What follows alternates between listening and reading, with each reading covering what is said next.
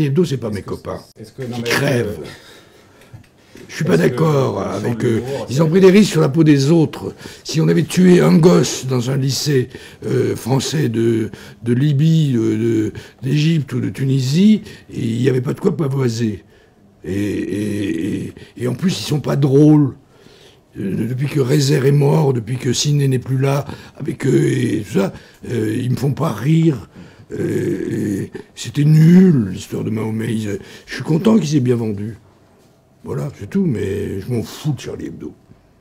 Et j'ai pas de leçon d'insolence à recevoir de gens qui se sont couchés devant Philippe Val, qui s'est couché devant Sarkozy pour devenir directeur de France Inter.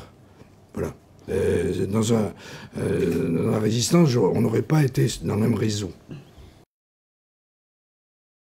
Je vais mon train, je me fous complètement des autres, par moments, et des censures possibles. Ça, j'écris ce que je veux, je dis ce que je veux, et je n'ai jamais changé depuis le début. Je ne me censure jamais. La seule censure que j'ai, c'est la censure éthique, une certaine morale. Je n'attaque pas des gens qui sont déjà à terre, ou des gens qui ne peuvent pas me répondre.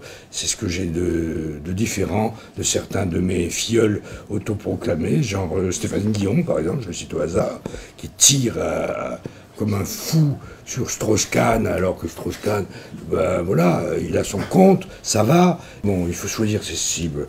Moi, mes cibles, c'est le président de la République, c'est le pape. Je veux dire qu'il faut prendre des cibles qui peuvent largement se défendre et même se venger. C'est ça qui est excitant. Et si je suis toujours là, et si je remplis des salles, c'est parce que je suis fidèle à moi-même.